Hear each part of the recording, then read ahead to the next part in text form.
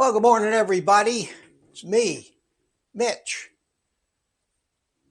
Today I want to talk about variety. I want to talk about the need for variety in our diet. And is it really a need? Or is it a want? Or is it habit? Is it habit? Our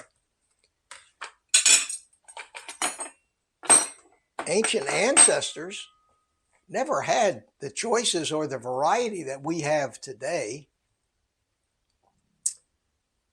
They had very few foods, and something we carnivores do that is very unusual these days is we have a very, very limited variety in the different types of foods we eat.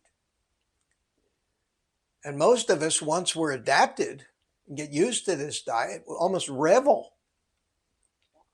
in the simplicity and the lack of this variety. And yet, when you look around at the general public, it's always about the latest food, the newest version of it, the newest flavors, the latest restaurants with the newest dishes, and innovation, innovation. This innovation is really capitalized on by most of the manufacturers and suppliers of food for us, and they use this variety as a selling point. For us,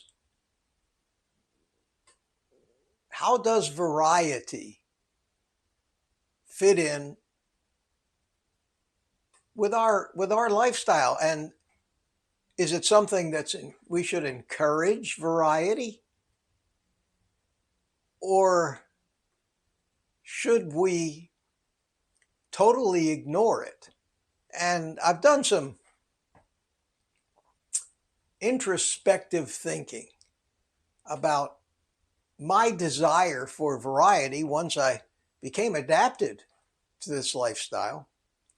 And I found that I don't need variety, but I just like a little variety. I could live without it. So while I talk about variety today, I'm going to have a little. And I found that for me, may not be for you, but I found that for me, adding a little variety, just a little bit,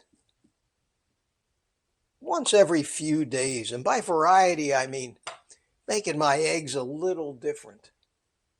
Maybe having chicken wings or salmon patties fried in bacon grease. Not deviating from the foods that we can eat or the nutrient content, but just a little something different in the preparation. So today what I'm going to do, instead of bacon and eggs, is I'm going to take the leftover salmon that I had when I did my salmon fillets in the air fryer, and I'm going to make my salmon and eggs while we talk about this. It's not that different, really, but it is different, and I do enjoy a little bit of variety. I don't go out of my way, and my variety has kind of settled into maybe 3, 4, maybe 5 different dishes at the most that give me a little break from bacon and eggs and beef, which is the brunt of my diet, and allows me to get some pork occasionally. And I eat pork pretty much only in the form of baby back ribs, which I enjoy. Gives me a chance to get some chicken in, but I use the chicken wings with the skin on them, or occasionally chicken thighs. It gives me a chance to add a little seafood in, but maybe only once a week in the form of salmon in some form, shrimp, which I really enjoy when I coat them in the panko pork rind crumbs and egg and deep fry them in bacon grease. And for me, maybe not for you, but for me, I have found, and this is the most important point, I have found that my small added variety has not, and this is important, has not triggered any constant cravings to have more and more variety, which is something that I think might end up leading me to want to try so many of those, and I'll call them dangerous, those dangerous foods that are versions, and I talk about this a lot, that are the carnivore or low carb versions of the foods that I was addicted to. And that to me is the key limiting factor in variety. I think if you need variety, and you'll know if you need variety because you'll find yourself starting to watch all these how to make carnivore mashed potatoes or how to make carnivore pizza crust videos. I don't watch them. I could care less. So I experimented a little with this variety and always tried to have my variety solely of the basic foods and not trying to imitate. And there's the key. Not trying to imitate any of the old foods that used to throw me off the wagon and addict me. Okay, I remove the skin from the salmon. Let me get my eggs ready here. I'm going to make 5 eggs today.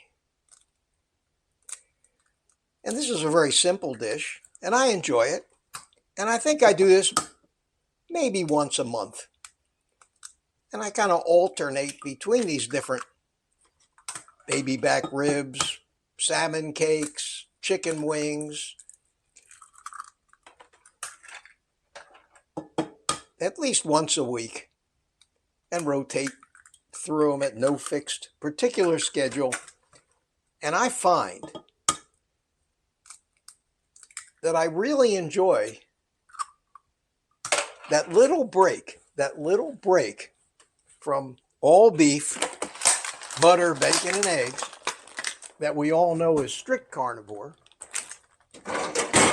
I don't need to be on that strict a version of carnivore because I'm not doing it as an elimination diet, but I don't want to overdo in any way the quest for variety that might trigger my old habits that lead me down that path of not being satisfied with the basics.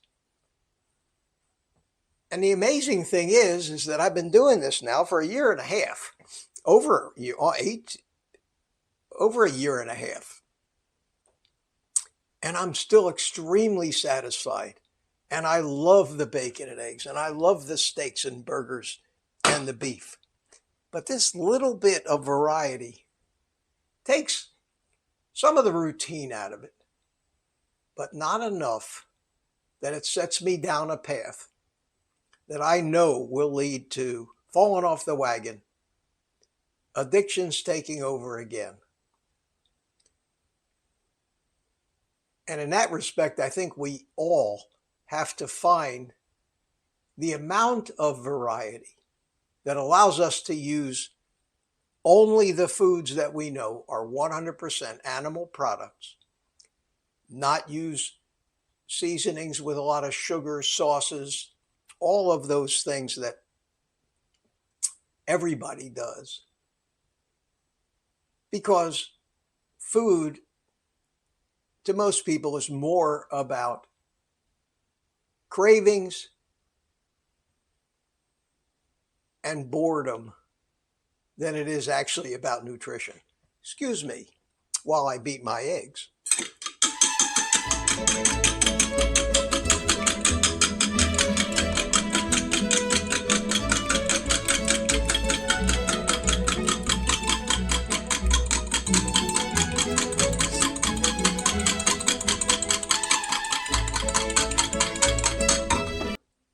Thank you. Now, I'm going to take my salmon, put it back in the pan.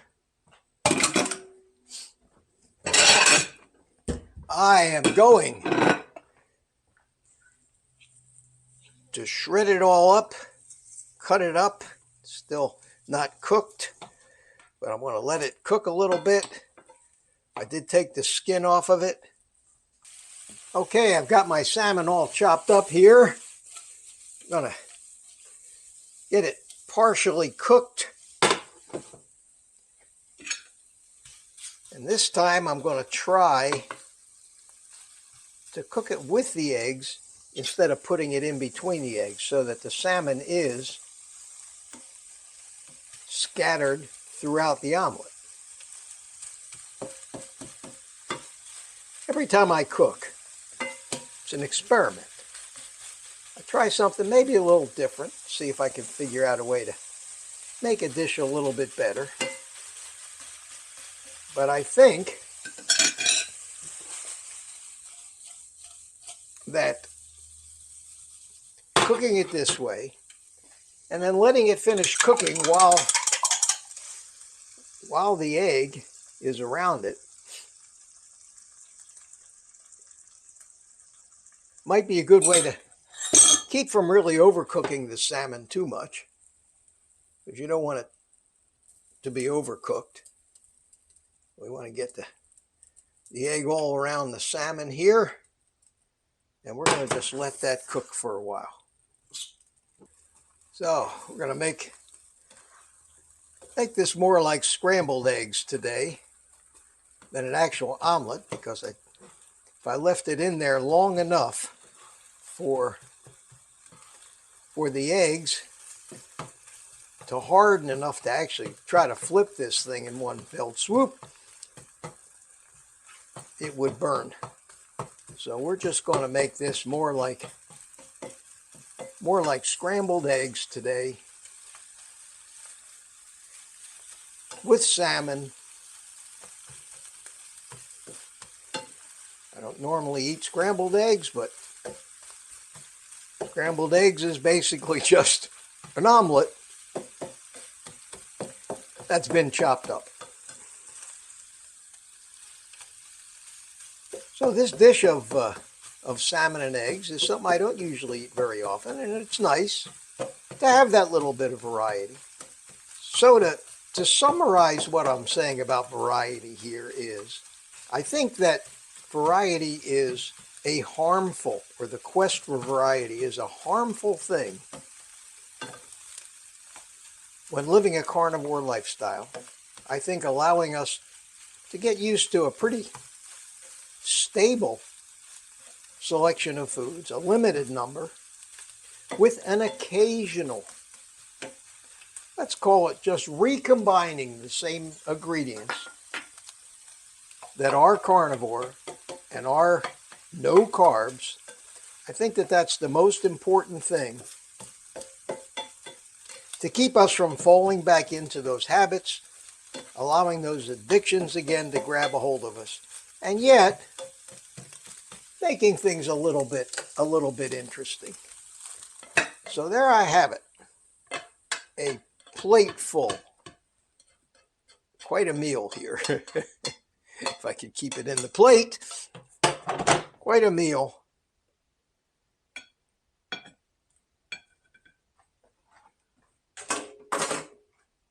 Of salmon and eggs scrambled for my breakfast today. I'll miss the bacon, but don't worry, bacon, We'll have you tomorrow. With that, I'm going to enjoy this while it's still steaming hot. You take the rest of the day off and eat meat.